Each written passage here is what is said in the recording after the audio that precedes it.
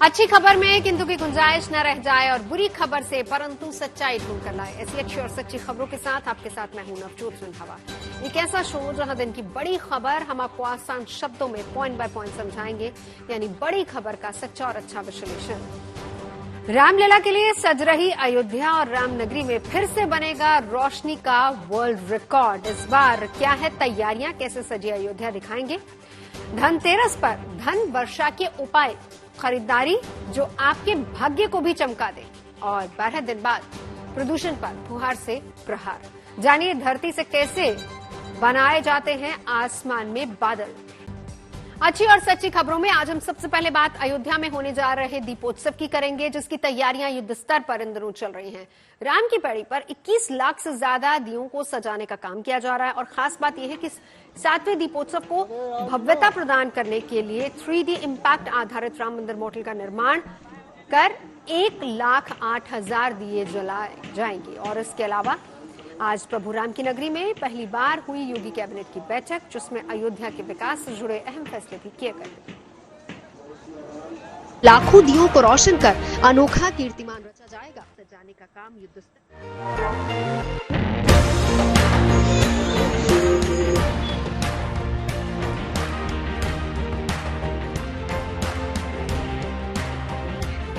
अयोध्या के मंदिर, घाट और गली कूचों की सजावट इस दीपावली कितनी भव्य होने वाली है, इसका अंदाजा प्रभु श्री राम की नगरी से आई इन तस्वीरों को देखकर लगाया जा सकता है।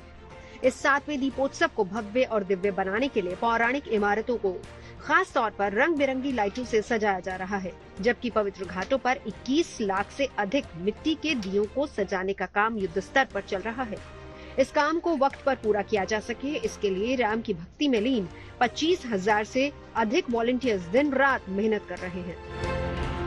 तो राम की पैड़ी पर बिछ चुके हैं दिए। जय श्री राम के जय घोष के बीच 21 लाख दिए जलाकर Guinness book of world record में अयोध्या एक बार फिर नाम दर्ज कराने को बेकरार है। मेरे पीछे जिस तरह से आप उद्घोष सुन रहे हैं और बिछे ये दिए देख रहे हैं, उनसे आपको समझना पड़ेगा। इन दियों को अगर आप समझेंगे तो आप देखेंगे एक लीनियर वे में इनको बिछाया गया है, एक स्क्वायर के शेप में इसको बिछाया गया है, और एक दिया जो आप देख रहे हैं, इस तरह के तमाम दियों को यहाँ अभी केवल रखा गया है। इसके बाद अलग प्रोसेस होगा, तेल डाला जाएगा और फिर एक दिए को गिनीज बुक में आने के लिए 5 मिनट तक जलना होगा। अगर 5 मिनट तक ये दिया नहीं जला तो वो काउंट नहीं होगा। इसलिए 24 लाख दिए जलाए जाएंगे और टारगेट है 21 लाख, यानी कि जलने के बाद भी कई दिए ऐसे हो सकते हैं जो बुझ जाएं, और उसके चलते ये टारगेट दिया गया है कि 24 लाख दिए आप जलाइए, और कुछ अगर बुझ भी जाएंगे तो 21 लाख तो हो ही जाएंगे। हम लोग खुश नसीब है कि हम लोगों ने 4 दिन में हम लोगों ने पहले दिन ही इतने दिए बिछा लिए, और आज ये जो बचे कुचे हैं ये भी बिछ जाएंगे, तो काफी ज्यादा हम लोग खुश भी हैं। वैसे तो इससे पहले 6 बार अयोध्या में दीपोत्सव का ये कार्यक्रम धूमधाम से हो चुका है, लेकिन इस बार का दीपोत्सव इसलिए भी खास होने जा रहा है क्योंकि महज 2 महीने बाद ही राम मंदिर के गर्भगृह में रामलला बरसों बाद घाट से विराजमान होने जा रहे हैं। यही वजह है कि इस दीपोत्सव की भव्यता को और बढ़ाने के लिए 3D इम्पैक्ट पर राम मंदिर मॉडल का निर्माण कर उसे 1,08,000 दियों से रोशन किया जाएगा। घाट नंबर 10 पर बनने वाले इस राम मंदिर मॉडल में प्रभु श्री राम को विजयी मुद्रा में अयोध्या में प्रवेश करते हुए दिखाया जाएगा, ताकि लोगों को त्रेता युग वाली दीपावली का अनुभव कराया जा सके। एक तो राम मंदिर का निर्माण, ऊपर से 7वें दीपोत्सव की भव्य तैयारियों को देखकर राम भक्त अभी से ही बेहद खुश हैं। हम लोग पिछले वर्ष से देखते आ रहे हैं, उससे भी बेहतर और उससे भी अच्छा बनाने का प्रयास किया जा रहा है। राम मंदिर खुला, जो हम लोग का आज 70 वर्ष की बहुत दिन से, यानी कि हमारा बाप पिता ही बोल रहे थे जो राम जी कैद में हैं, लेकिन वो खुल गया। बहुत ही अच्छा लगा, बहुत ही आनंद अनुभव हो रहा है। भव्य अयोध्या, नव्य अयोध्या, बहुत कार्य प्रगति पे है। आप देख लीजिए, आप देख सकते हैं चारों तरफ बहुत प्रगति पे है। 7वें दीपोत्सव के मौके पर रामलला दरबार के साथ निर्माणाधीन मंदिर को भी दीपकों, रंग बिरंगी लाइटों और फूलों से सजाया जाएगा। वहीं मंदिर के ग्राउंड फ्लोर को विशेष प्रकार के दियों से रोशन किया जाएगा। ये ऐसे दीपक होंगे जिसमें तेल नहीं होता, यही नहीं, जन्मभूमि पथ और राम पथ को भी एक से बढ़कर एक सुंदर सुंदर लाइटों से रोशन किया जाएगा। इस बार जो दूसरे बड़े कार्यक्रम हैं उसमें बड़े बड़े जो स्क्रीन है, बड़े बड़े मशीन लगाए गए हैं ताकि जो लेजर एंड साउंड शो है वो बिल्कुल नए तरीके से इस बार दिखाई दे। तो भव्यता इस बार बहुत ज्यादा होगी और उसकी वजह भी है कि रामलला के नए मंदिर में प्रवेश के पहले का ये आखिरी दीपोत्सव होगा और इसलिए इस बार ये कार्यक्रम बेहद ही भव्य स्तर पर किए जा रहे हैं। मंदिर में रामलला के प्रवेश से पहले के दीपोत्सव को देखने के लिए देश के अलग अलग हिस्सों से बड़ी संख्या में राम भक्तों के आने की उम्मीद जताई जा रही है। इन भक्तों को दीपोत्सव के दौरान किसी तरह की कोई परेशानी न हो, इसके लिए प्रशासन हर छोटी से छोटी बात का खास ख्याल रख रहा है। जो हमारे यहाँ सरयू घाट है उस पर परसों भी इंतजाम पर्याप्त रहेंगे। जो नावें चलती हैं, बोट्स वगैरह जो चलाते हैं, उन लोगों को इकट्ठा करके ब्रीफ किया गया है। रिवर पुलिस और जो हमारी SDRF NDRF की टीमें हैं वो भी वहाँ पर भ्रमणशील रहेंगी। कुछ जगह स्टेशन है और एरियल सर्विलांस ड्रोन्स की मदद से किया जा रहा है।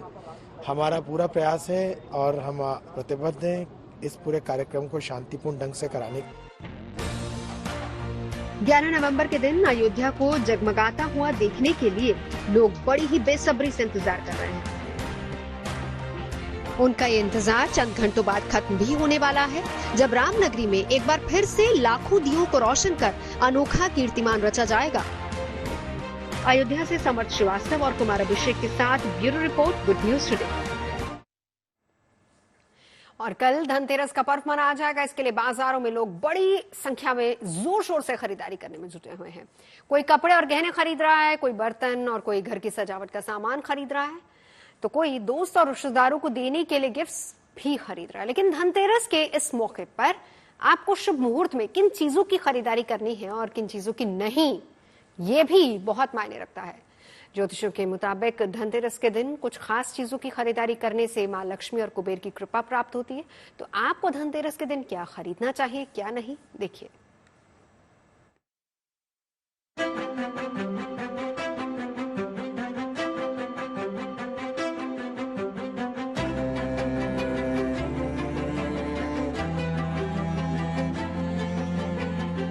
मौका धनतेरस और दीपावली का है, इसलिए देश भर के बाजार ग्राहकों से गुलजार हैं।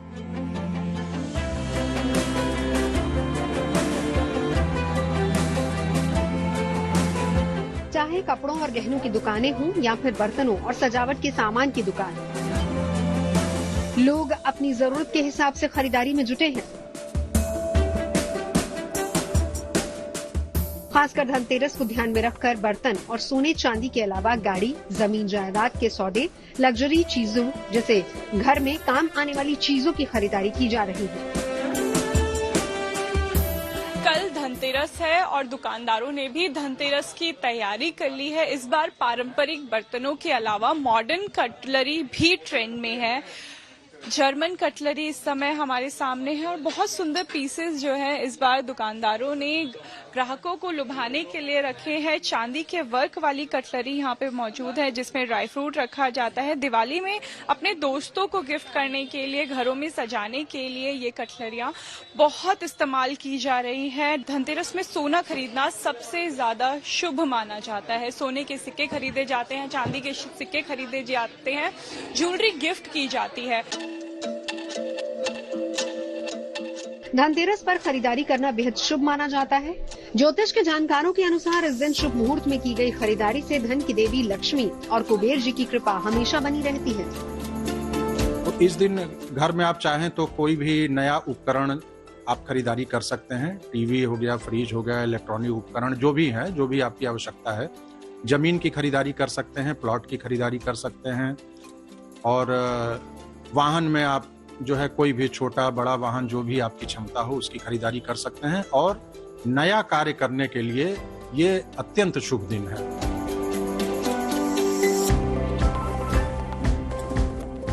लेकिन धनतेरस के मौके पर किन चीजों की खरीदारी करनी चाहिए और किन चीजों की नहीं, ये भी बहुत अहम है। ज्योतिष के अनुसार धनतेरस के दिन सोना चांदी के अलावा बर्तन, गाड़ी और कुबेर यंत्र खरीदना बेहद शुभ माना जाता है। वहीं झाड़ू खरीदना भी बेहद शुभ माना जाता है। मान्यता है कि इस दिन झाड़ू खरीदने से मां लक्ष्मी की कृपा प्राप्त होती है। अगर आप धनतेरस के दिन कोई कीमती वस्तु नहीं खरीद पा रहे हैं तो साबुत धनिया जरूर खरीद लें। मान्यता है कि इससे धन की कभी कमी नहीं होती। इसके अलावा गोमती चक्र भी खरीद सकते हैं। इससे भी मां लक्ष्मी प्रसन्न होती हैं। गणेश लक्ष्मी की मूर्तियां खरीदिए और ये दोनों मूर्तियां ज्वाइंट ना हो, ये दोनों मूर्तियां अलग अलग होनी चाहिए। खील, बताशे और मिट्टी के दीपक ये भी खरीदिए। एक बड़ा सा मिट्टी का दीपक भी जरूर खरीदिए। चाहें तो धनतेरस पर अंकों का बना हुआ, नंबर्स का बना हुआ कोई यंत्र भी खरीद सकते हैं और इस यंत्र की पूजा आप धनतेरस के दिन कर सकते हैं। यानी धनतेरस पर जितनी चाहें उतनी खरीदारी करें। पानी का बर्तन खरीदना, यंत्र खरीदना अच्छा होगा। और बहुत सारे लोग धनतेरस पर झाड़ू भी खरीदते हैं। अगर आप चाहें तो धनतेरस के पर्व पर नई झाड़ू भी जरूर खरीद सकते हैं। ये तो वो चीजें हैं जिनकी खरीदारी आपके भाग्य को जगा सकती है, लेकिन कई ऐसी चीजें भी हैं जिन्हें धनतेरस पर नहीं खरीदना चाहिए। ज्योतिष आचार्य मानते हैं कि धनतेरस के मौके पर लोहा या लोहे से बनी कोई भी चीज घर पर लाना शुभ नहीं माना जाता। लोहे के अलावा धनतेरस पर एल्यूमिनियम या स्टील की वस्तुएं भी नहीं खरीदनी चाहिए। मान्यता ये भी है कि स्टील या एल्यूमिनियम से बने बर्तन या अन्य कोई सामान खरीदने से मां लक्ष्मी रूठ जाती हैं। इसके अलावा धनतेरस के मौके पर प्लास्टिक की वस्तुएं भी खरीदना नहीं चाहिए। साथ ही साथ शीशे या फिर कांच की बनी कोई भी चीज बिल्कुल अपने घर पर न लेकर आएं। वहीं इस दिन चीनी मिट्टी या फिर बोन चाइना की कोई भी वस्तु खरीदना शुभ नहीं माना जाता। दोपहर 12:35 के बाद आप कभी भी खरीदारी करें, कभी भी पूजा करें, लेकिन शाम को जो 5:46 से लेके 7:42 तक का समय है, इस समय में अगर आप पूजन करें या इस समय में अगर आप खरीदारी करें तो इसके परिणाम आपके लिए ज्यादा शुभ होंगे। हर साल कार्तिक कृष्ण पक्ष की त्रयोदशी तिथि पर धनतेरस का ये पर्व मनाया जाता है। इस दिन मां लक्ष्मी और कुबेर के अलावा अच्छे स्वास्थ्य के लिए आयुर्वेद के देवता धनवंतरी जी की भी पूजा खास मानी जाती है। मान्यता ये है कि उनकी पूजा करने से व्यक्ति को निरोगी काया मिलती है, साथ ही परिवार से दुख और दरिद्रता दूर हो जाती है। दिल्ली से अनामिका गौर के साथ bureau report with news today. वैसे ऑनलाइन शॉपिंग के इस दौर में लोग स्थानीय बाजारों में खरीदारी करना काफी पसंद करते हैं। धनतेरस और दिवाली से ठीक पहले प्रधानमंत्री नरेंद्र मोदी ने भी वोकल फॉर लोकल को बढ़ावा देने के लिए अपील की है। प्रधानमंत्री ने कहा है कि लोग इस दिवाली स्थानीय उत्पादों को ही खरीदें और अपनी सेल्फी उस सामान या फिर उससे बनने वाले के साथ ही नमो ऐप पर भी जरूर पोस्ट करें उस सेल्फी को। प्रधानमंत्री की अपील का असर भी दिखाई दे रहा है और लोग बढ़ चढ़कर स्थानीय बाजारों में खरीदारी कर रहे हैं, जैसे कि मिट्टी के दिए या फिर हाथ से बना सजावटी सामान लोग खरीद रहे हैं।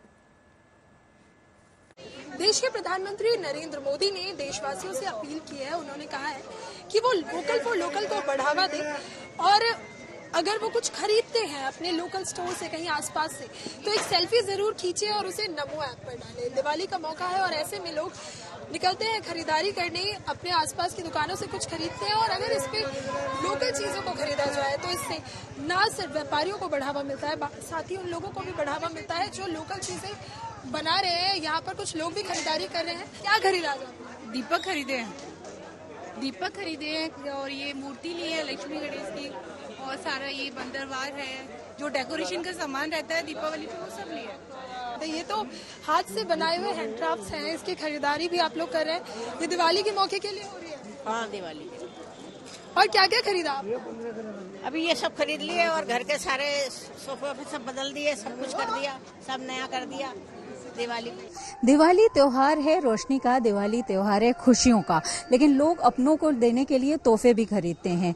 दिवाली का संबंध मिट्टी से है, यानी कुम्हार जो मिट्टी का दिया बनाता है उससे चारों ओर जगमग रोशनी होती है। वैसे तो अब बहुत तरह की लाइट्स आ रही हैं और खास बात यह है कि उसको जलाने से एक तरह से जगमग रोशनी हो जाती है, लेकिन उसके बावजूद मिट्टी का दिया आज भी लोग घरों में जलाते हैं, चाहे वो पूजा के लिए हो, चाहे वो कुछ सीमित संख्या में हो, दिए जरूर जलाते हैं। लेकिन हम यहाँ देख रहे हैं कि जो लोग हैं वो यहाँ पर खरीदारी मिट्टी के दियों की तो कर ही रहे हैं, लेकिन इसके साथ ही साथ तमाम ऐसी चीजों की भी कर रहे हैं जो मिट्टी से बने हुए हैं, चाहे वो उसमें तोहफे हो, चाहे अपने घर को सजाने के लिए सामान हो। जो यहाँ पे मतलब जो हैप्पीनेस फील होती है, जो फेस्टिविटी फील होती है, वो आप कहीं और से नहीं फील कर सकते, ना तो ऑनलाइन शॉपिंग से, ना ही विदेशी प्रोडक्ट से। तो लग रहा है कि ये चौथा 5वां साल है और मैं यहाँ जब पहली बार आई थी उसके बाद लगातार आती हूँ, क्योंकि एक साथ एक तो काफी चीजें मिल जाती हैं और दूसरा आपने कहा गिफ्ट के लिए,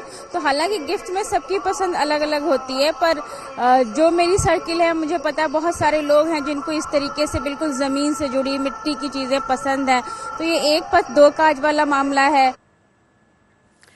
तो रोशनी के त्योहार दीपावली में सिर्फ 3 दिन का वक्त बचा है, लेकिन सभी कोशिशों के बावजूद दिल्ली एनसीआर में प्रदूषण का स्तर जस का तस बना हुआ। ऐसे में दिल्ली सरकार अब सिर्फ आर्टिफिशियल रेन यानी कृत्रिम बारिश से उम्मीद लगाए बैठी है। देश की राजधानी की बदतर होती आबोहवा को सुधारने के लिए आर्टिफिशियल बारिश की प्रक्रिया को अपनाने पर जोर दिया जा रहा है, क्योंकि सुप्रीम कोर्ट की फटकार, दिल्ली सरकार और उसकी संस्थाओं की कोशिशों के बावजूद AQI 431 के पार बना हुआ है, जो सामान्य से करीब 5 गुना ज्यादा है, जिसकी वजह से दिल्ली एनसीआर में वायु गुणवत्ता बेहद खराब स्थिति में है, यानी पहले से बेहद खराब स्तर पर बना हुआ है प्रदूषण, और दिवाली के बाद और ज्यादा बिगड़ सकता है, जो कि दिल्ली वासियों के लिए अलावा राज्य सरकार के लिए भी चिंता का विषय है। ऐसे में दिल्ली सरकार के पास आर्टिफिशियल बारिश का ही विकल्प बचा है। इसी सिलसिले में दिल्ली सरकार में पर्यावरण मंत्री गोपाल राय ने IIT कानपुर की टीम के साथ बैठक की और इसी बैठक के बाद 21 और 22 नवंबर को कृत्रिम बारिश करवाने की उम्मीद जताई जा रही है। दरअसल वेस्टर्न डिस्टर्बेंस की वजह से मेट्रोलॉजिकल डिपार्टमेंट अगले हफ्ते दिल्ली एनसीआर के कुछ इलाकों में हल्की फुल्की बारिश की संभावना जता रहा है, यानी कि आसमान में बादल भी होंगे। दिल्ली में दम घोटू प्रदूषण को कम करने के लिए फायदा इसका उठाया जा सकता है। कानपुर IIT की तरफ से कृत्रिम बारिश में आने वाला 13 करोड़ का खर्च केजरीवाल सरकार उठाएगी। कल दोबारा मीटिंग में उन्होंने ये बात रखी है कि दिल्ली में लगभग 20-21 के आसपास मौसम विभाग के अनुमान के हिसाब से बादल जो है हो सकते हैं, और फिर उसको देखते हुए उन्होंने ये कहा कि हम वो पायलट करना चाहते हैं दिल्ली में। हमने उनसे बोला है कि आज वो अपना डिटेल प्रपोजल सबमिट करें सरकार को, और उसको कल सुप्रीम कोर्ट के सामने भी हम रखना चाहते हैं, जिससे कि वो भी देख लें। आर्टिफिशियल बारिश की पहली शर्त बादल होते हैं। आकाश में बिना बादलों के जमावड़े के कृत्रिम बारिश करवाना मुमकिन नहीं है। कानपुर IIT के मुताबिक आर्टिफिशियल रेन करवाने के लिए कम से कम 40% तक बादल होना जरूरी है और इससे कम बादल पर बारिश नहीं हो सकती। एक अनुमान यह भी है कि आसमान में बादलों की पुष्टि होने के बाद ही क्लाउड सीडिंग की प्रक्रिया शुरू हो सकती है। सेस्ना जैसे कि कम ऊंचाई पर उड़ने वाले छोटे विमानों से सिल्वर आयोडाइड, ड्राई आइस और क्लोराइड का छिड़काव होता है। तीनों केमिकल्स के छिड़काव से बादलों में पानी की बूंदें जम जाती हैं, जो बाद में पानी की बूंदें बारिश बनकर जमीन पर गिरती हैं। क्लाउड सीडिंग की प्रक्रिया का एक और फायदा है, उससे करवाई गई आर्टिफिशियल बारिश सामान्य बारिश की तुलना में ज्यादा करवाई जा सकती है। हालांकि ज्यादा बारिश की इच्छा इस बात पर भी निर्भर करती है कि कितनी मात्रा में केमिकल्स का इस्तेमाल हो रहा है। क्लाउड सीडिंग तकनीक नई है। साल 2017 से IIT कानपुर में इस प्रोजेक्ट पर काम चल रहा है। भारत में इसका सफल परीक्षण हो चुका है। मानसून से पहले और उसके दौरान कृत्रिम बारिश कराना आसान होता है, लेकिन सर्दियों में मौसम में क्लाउड सीडिंग तकनीक के जरिए आर्टिफिशियल बारिश आसमान में से नहीं हो पाती, क्योंकि इस दौरान बादलों में नमी की मात्रा ज्यादा नहीं होती है। और यही वजह है कि IIT कानपुर के वैज्ञानिकों को भी दिल्ली में प्रदूषण पर काबू पाने के लिए आसमान में बादलों का ही इंतजार है। खबरें सच्ची होनी चाहिए, अच्छी खुद ब खुद लगती है। Navjot Randhawa signing off. आप सुनते रहिए गुड न्यूज, देखते रहिए गुड न्यूज टुडे।